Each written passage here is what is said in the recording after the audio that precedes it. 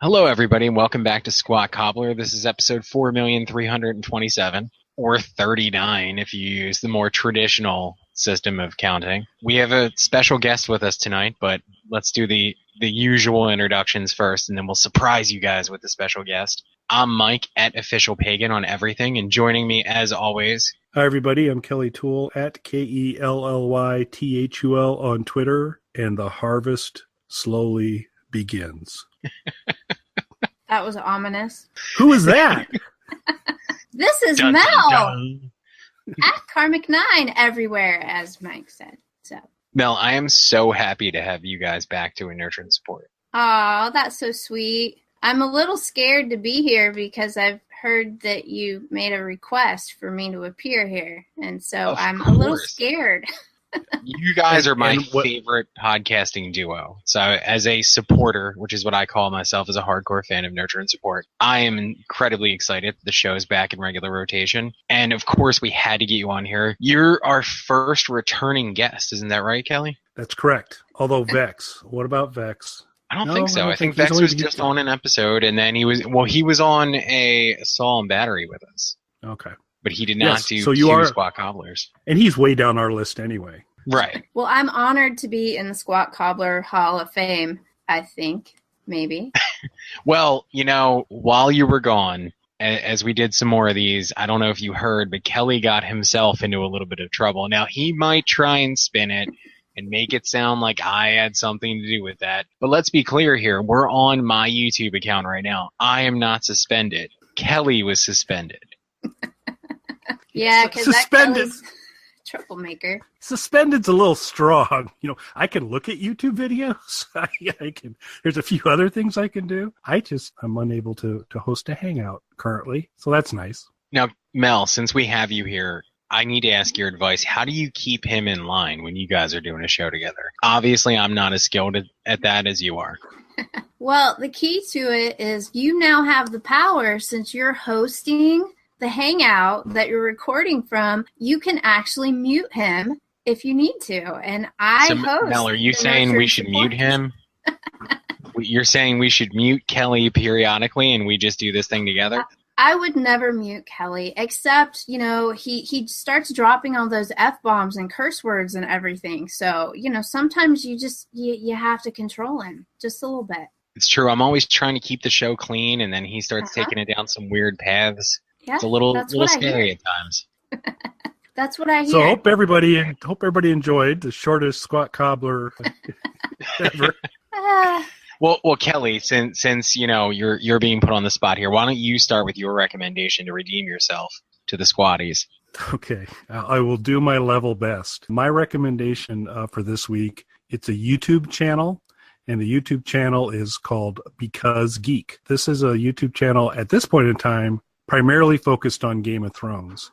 And it's run by a young lady out of Canada. And as we've discussed in previous shows, these Canadian people are very nice people. And she's one of those very nice people from Canada. And she's really actively involved in, prior to, you know, very excited that Game of Thrones is back up and running again. Leading up to it, she was taking every trailer, every piece of information, and kind of doing breakdowns on it. So her channel basically consists of breakdowns of trailers or fan theories or other types of things, and then episode reviews and YouTube reviews of the current episodes that have gone through. She'll also hold something that I think would be a horribly bad idea for us to do, Mike, which is she'll do a kind of a live chat and record that. So it's her interacting with all the sorts of folks that are interested. I think ours could be a fairly frightening process if we did that, since particularly for some of our Alice Cooper content, we've had some impassioned points of view shared around our opinions of albums. She's really accessible. Well, I think that's what you get, though, when you have two people who are as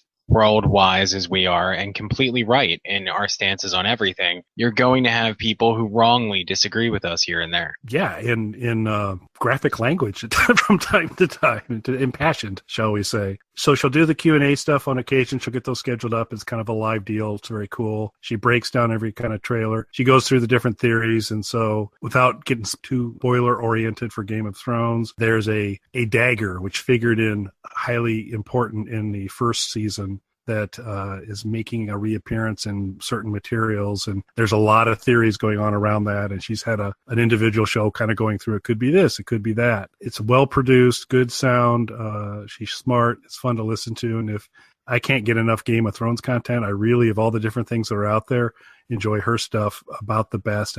I like her insights, and she's interesting to listen to. So if you're a Game of Thrones fan and you're looking for some additional content on that, I highly recommend going to Because Geek. After this season ends for Game of Thrones, she'll be branching out into doing other geek culture shows and different types of breakdowns in addition. But right now it's all Game of Thrones channel. And if you like Game of Thrones, it's a pretty nice addition to your content to help you enjoy the show. So Because Geek on YouTube is my recommendation for the week. That's a pretty cool recommendation. Now, you're a Game of Thrones book reader as well, right? Yes, I am. And Mel's a partial reader.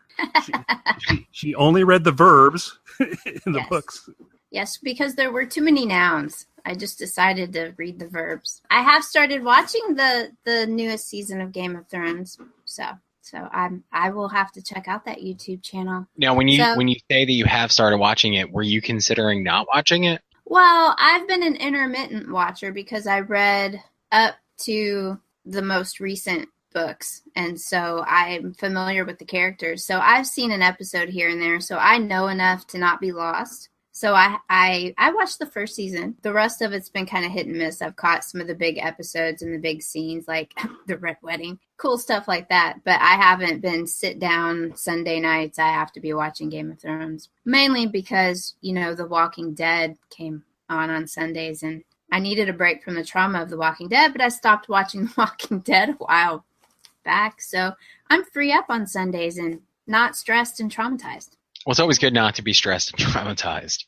Since you're both familiar with the Game of Thrones universe, do you guys have any crazy fan theories that you've read that you subscribe to or would like or be interested in seeing happen? I don't. I'm just enjoying the show, so I'm boring. Yeah, I'm trying hard. So I think the actual primary plot points of this season have been leaked, and they're out there if you want to search a little bit on the current season and the word leaks. You'll likely find a pretty good outline of what's going to happen over these 7 shows. I'm desperately trying to avoid it because it's not going to be as enjoyable as letting it unfold. As far as theories go, I continue. The only one that matters to me is Clegane Bowl, that I want to see the Mountain and the Hound go at it and the Hound prevail, which one, I don't know how likely it is that they'll run across each other. And if they do, as much as I'm rooting for the Hound, the Mountain in his current state's probably a pretty difficult guy to beat. Not that he wasn't before. So I'm hoping that we get Clegane Bowl. That's probably my biggest fan theory there. And this is the Song of Fire and Ice. That's what the story is. And so you've got Daenerys with her dragons and fire, and you have Jon Snow as currently King of the North. So probably them teaming up somehow is good. And then the last part of the fan theory I talk about is a lot of folks talk about the 3-headed dragon, that being maybe at some point in time you've got Jon Snow on a dragon, Daenerys on a dragon, and what I would pay cash money for is Tyrion on a dragon. Yes. I can get behind that. I would love it if they all died and maybe Tyrion got to sit on the throne. I like that. That would be cool. I think that's a great idea. I think we should put Tyrion on the Iron Throne. I think that would be a completely satisfying ending to the story. It would be. Yes. I'm all for that. Awesome. We've solved it. That's what needs to happen. Yep. You might as well just call this episode Game of Thrones Explained. That's right. Major spoiler. Yes. So, who's next? Very good recommendation, sir. And thank you for doing it without excessive profanity. It was a struggle. I'm trying to do what I can, and I'm just on my best behavior because Mel's here, of course, and that'll do it. But why don't we, since Mel is here, why don't we turn it over to her and get her recommendation for this week? Okay. So I came prepared since y'all are music guys, and this is y'all talk about so much music and Alice Cooper this and Alice Cooper that, and I know your fans love Alice Cooper. I have a music recommendation for you, but it's not Alice Cooper. I'm sure your fans will appreciate my music. However, I know Kelly's worried right now. It's not cellos. I really didn't feel that your audience would appreciate my cello music, so I didn't bring you a cello recommendation. I brought you some epic, kind of rock, pop. A lot of this music will be familiar to people because they've heard it in commercials or on TV shows or in video game trailers. So this guy's name, technically of the band, is Zayde Wolf, and it's Zayde Wolf. It's a guy named Dustin Burnett. And I'm going to recommend a particular album of his, which I think was indie released because he's touting a new debut release. So I'm not the musician, y'all are. So bear with me. The album is called Rare Breed. There are 7 songs on the album, and they're all pretty much rock songs, things that you would hear in, like I said, video game trailers. Or my favorite song on the album is track 5, Wildest Ones. That was in Teen Wolf because I know Mike loves Teen Wolf with me. Huh? That is absolutely true. I love that song. It's my favorite song on the album. The first song is a song called New Blood. Then there's a song called Built for This, which has a really nice little video that's a short film on YouTube, on his YouTube channel, of a child in a red hoodie fighting people in wolf masks, a la Little Red Riding Hood. It's a cute little film. I liked it. Kids magic, kids kicking butt. So that's fun. That's pretty much all of these songs are of the rock variety. The slowest song on the album, and I'm sorry, I liked this song until I found out what it aired in. It was on Dancing with the Stars. And it's my a song second called Live favorite Life. show. Oh, I would like to see you on Dancing with the Stars, Mike. I really would. No. I might watch that. I have an old war wound, and anytime dancing's brought up, it starts to act up, and I just can't partake. Yeah, okay. I think there was a contestant that participated with one leg at that point in time. So get over Well, your... they're just to show off. So yeah. It's actually the lighting, Kelly. The lighting is too bright. I think it would cause a reaction. Is really that's true. Bright lighting is not for me. Yeah, I think it would hurt. I actually liked that song before I found out shortly before the show that it was actually on Dancing with the Stars, and now I don't like it nearly as much. I think your listeners will really like that album, and it's everywhere. You can listen to it on his YouTube channel. You can listen to it on Spotify, because we all know if you listen to Nurture and Sport, I'm a big Spotify fan. There's another song called King, which has the phrase in it, "It's good to be king." That's the chorus. And who doesn't love the phrase, "It's good to be king"? Mel Brooks, everybody. Yeah, but what was that in? So it wasn't from History of the World Part 1, was it? Yeah, it was, wasn't it? I don't know the song to know if it was in. Oh, no, not the song. The song's not, but it says the words, "It's good to be king," but not like Mel Brooks. No, sorry. This is a rock song. Mel Brooks doesn't sing this song. Kelly's just not following along. We have to kind of, ease him into this. It's okay. He's not on the level that you and I are now. There's this vision of Mike on Dancing with the Stars. And it was traumatic. It's troubling me. I'm having some difficulty right now. Any excuse to take my shirt off. That happens on that show, right? Sure, Rick Perry was on that show. There you go. God, I hope Rick Perry didn't take his shirt off. I will go on that show. I will take my shirt off. You can't even tell between the tattoos and the chest hair. It's like a weird Christmas sweater. That's a visual. Thank you, Mike. You're welcome. Thank you a lot. Okay. So there's another song called Heroes, which most people will probably know from the video game Sniper 3 Ghost Warrior. The trailers for that, epic. Really love that song. And one of my favorites, Strike a Match, which I don't think was actually used in any commercials, but it features fire and the phrase "burn it down," which is always popular with me because I do like fire. So that was Zayde Wolf by an artist named Dustin Burnett, who I think has a lot of songs that your listeners would appreciate, and they probably actually know a bunch of them, little earworms from commercials, because his music's been featured in NFL ads, Jeep ads, The Strain, another TV show. I think there's been some in the Royals, but not from this album. So this particular album is Rare Breed. He's got a lot of individual singles out, but you can listen to most of his stuff on YouTube, on his YouTube channel, or a lot of it is free, quote unquote, air quotes, free if you're a Prime subscriber on Amazon Music. So I have to put a plug in for my Amazon overlords. I too am a huge Amazon fan, so thank you. I'm glad. Yeah, and Sean Schick got me to go Amazon Prime. So yes. Welcome to civilization, Kelly. it is nice. It's beautiful. You're enveloped in the warm blanket of consumerism. You just have to embrace it. Right. And they'll probably give you a drone at some point so they can give you orders more expeditiously when our marching orders come, when they take over everything. Now, Mel, you brought up how everybody knows, anyone who's a Nurture and Support fan knows you're a huge fan of cello-based music. And this is something a little bit different and a little more tailored to our audience. So it sounds like you have a wide variety of stuff you're into. So give us a rundown. What would a Mel playlist consist of? Like, what kind of music, what kind of bands would we see on that? Because I assume right off the bat, Kelly's big debut on a pagan song would have to be on there. But what else? I will definitely listen to that. So when that is that released yet? Is that out? It's up on YouTube.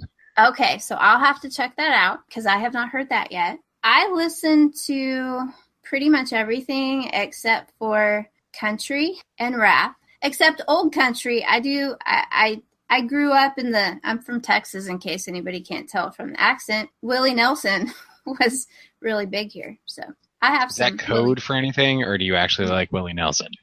Well, there are some old Willie Nelson songs. Blue Eyes Crying in the Rain, Seven Spanish Angels. Come on, those were songs of my childhood and things that you listen to, whether they were willingly listened to or not, sort of get into your head when you're a kid. My parents listened to country, so old country is occasionally acceptable. New country from the Garth Brooks era on is unacceptable. Billy Ray Cyrus, unacceptable. So I don't listen to any country. I'm not a big rap fan, just haven't been exposed to most of it, so don't listen to that. But pretty much everything else I listen to, from any sort of rock, pop. I really like orchestral music.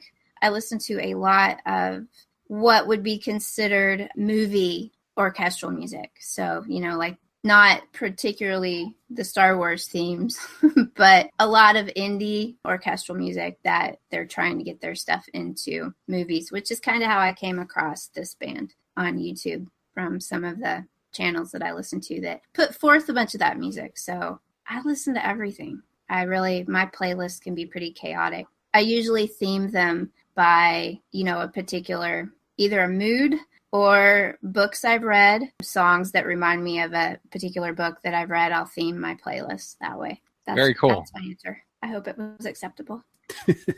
Absolutely. It was a very cool answer. Okay. Thank you. I would hate to disappoint you, Mike. I really would. You could never. You're my favorite podcast host. Okay. Yeah. Okay. I believe you. Absolutely. Before the episode, I was texting Kelly, "You're my favorite, no matter what I say on the show." I know. Yeah, and you're my favorite podcast host too, Mel, for reasons that should be self-evident from this episode. Mel, I would say you're my favorite guest, but Kelly would try and debunk that right away. So that's right. Okay. Yes, I am on my good behavior. I don't think I've been swearing. Have I sworn? Have I dropped any swear words? I don't think anyone has yet. So we're still clear of the explicit tag right now, right, Kelly? So we're clear of the explicit tag. I still believe, again, given my current state, there's edits I will be doing prior to the YouTube version of this podcast going out. But what your Squat Cobbler listeners might not know, if they're not also crossing over to Nurture and Sport, is that I am far more likely to drop a swear word than Kelly ever is. So there you go. Although Kelly pretty regularly has been using some rough language on Squat Cobbler. Has he? So Mike's totally banking on you not being an avid Squat Cobbler listener at this point in time.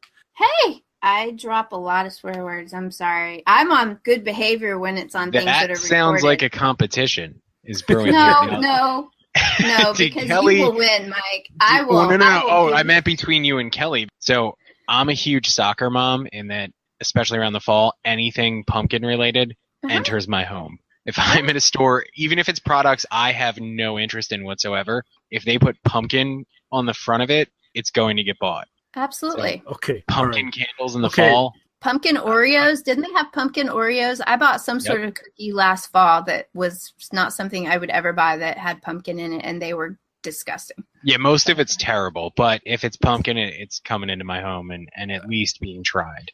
All right, I gotta unpack this here a little bit. So let's go back a minute or two here. So first of all, let's start off with one of the sentences I never thought I'd hear from Mike. I'm a big soccer mom. So at this point, that phrase already, I get a little unhinged. What really got me off out of control and spinning out of control is following it up with Mike's proof point that he's a soccer mom involves an affection for pumpkins, something not directly related to soccer. I was unaware that the soccer mom rite of passage was pumpkin affection. So this has been a learning episode for me. I appreciate that. Yes. See, now you're informed. You can go out into the world, share the information that you have so the next generation can be better. Right. Because our goal is to improve the pumpkin spice output every year. The spice must flow, man. Pumpkin spice must flow. There you go. Absolutely. We need to make like a parody video of Dune with pumpkin spice products crudely pasted in. Yeah. Instead of the Fremen, it's soccer moms. And so, yeah, that'll be nice. Or a pumpkin vine flowing across the scenery with a pumpkin, and everybody has to catch the pumpkin, to get the spice, because we have to have the pumpkin spice. Kelly, jump on this. You got this. I believe in you. It's on my to-do list. Okay. Writing it down. Yeah, you have mad art skills. Yeah. Well, everything has been so good up until this point. Unfortunately, I kind of have to let everybody down with my recommendation. Not that my recommendation is going to be bad, but it's not going to be what I originally intended to recommend. And that was LeVar Burton Reads. That's 100% what I was going to recommend because, of course, I grew up on Reading Rainbow. LeVar Burton has an awesome voice. But Mel beat me to it, and I was going to do it. Still going to recommend it from my perspective, but honestly, the more and more I thought about it, I can't beat the fact that he retweeted you. Nothing I say matters when LeVar Burton has retweeted you. Yeah, my retweets on that have fallen off, though. But hey, I was super, super freaking happy. And you can totally talk about LeVar Burton Reads. I'm behind. It's okay. I've prepared a backup one, but okay. That's an awesome podcast. For anybody who missed the Nurture and Support one, go back, listen to Mel's recommendation. That's an awesome podcast. Listen to it. Yes. And LeVar Burton retweeted me. Yeah. And just I feel just like you have bragging rights forever off of that. I'm very proud of that. I might get it tattooed on me somewhere. My arm. Here. The retweet. I'm Mel. LeVar Burton retweeted me. Hi. Thanks. All I'm going to say, Mike, is if you follow this up with saying, I'd like to recommend Rebecca Kennedy Reads, I'm going to jump off the podcast. No, but that should be a thing.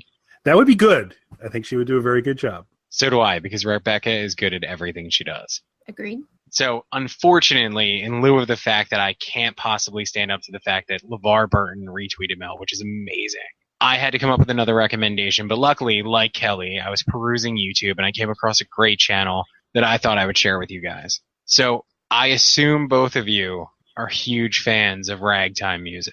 Yeah, I actually am, particularly the Randy Newman variant of it. I'm not sure I know what the... Yeah, that is not what I was expecting you to say.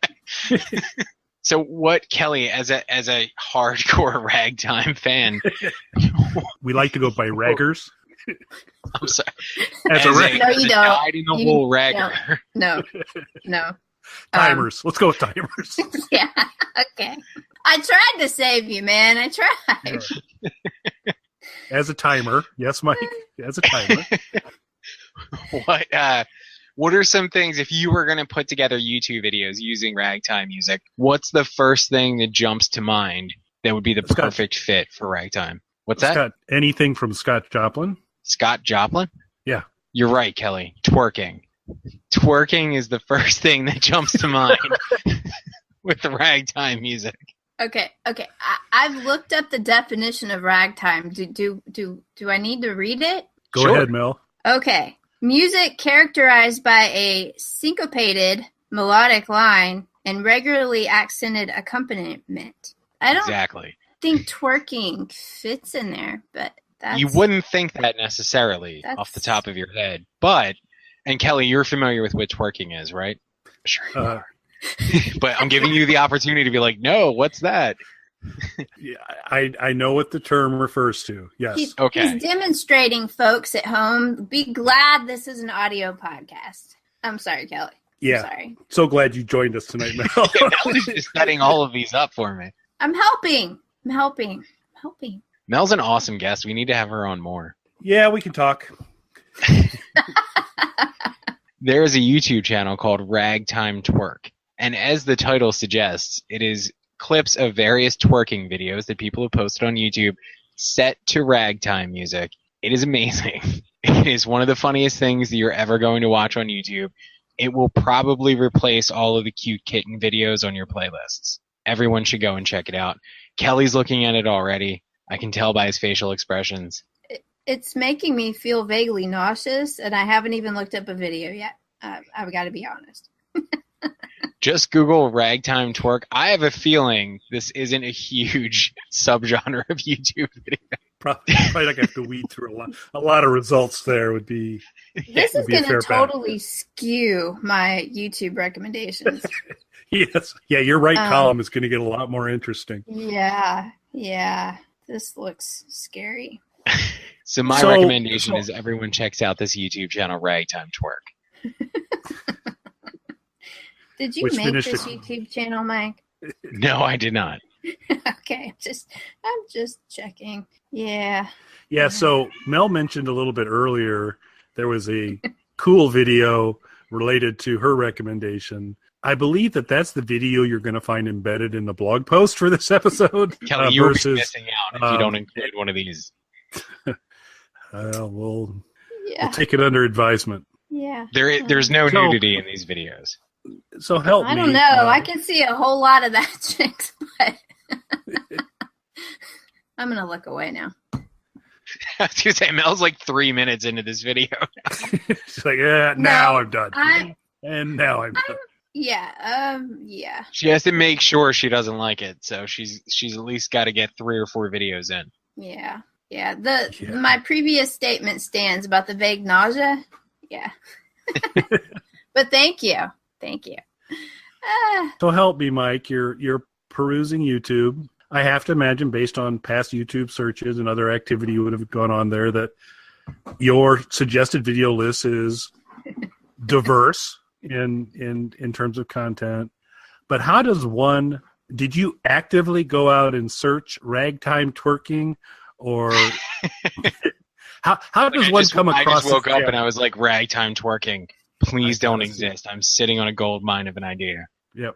So and unfortunately, someone beat me to it. Yep. So that's your story on how you got to it? You know what's strange? It's cleaned up, I guess would be the way to put it now. But for a long time, in my recommended videos, it would just be like stuff about serial killers, weird like music stuff, and then clips from the Ellen DeGeneres show, her talk show. Like that would be the recommended videos every day. New serial killer videos, Ellen. Every single day. So I've never watched Ellen's show, but I have a feeling it must not be the way I interpret or the way I imagined it to be. If that is somehow in any way recommended based on the things that I watch, Ellen's show is a very different animal than I thought it was. I was not a regular watcher, but there were some moments. I can see where some serial killers might have appreciated Ellen's show. And I believe it was the birthplace of ragtime twerking, if we go back and look historically. She does twerk, I think, several times in her show. Yes. So that's potentially where serial killers... There's an obvious correlation. So I'm changing my official story to Ellen made me do it. Yes. Okay. As far as searching for ragtime twerk. I did not make the channel, though, just to be extremely clear about that.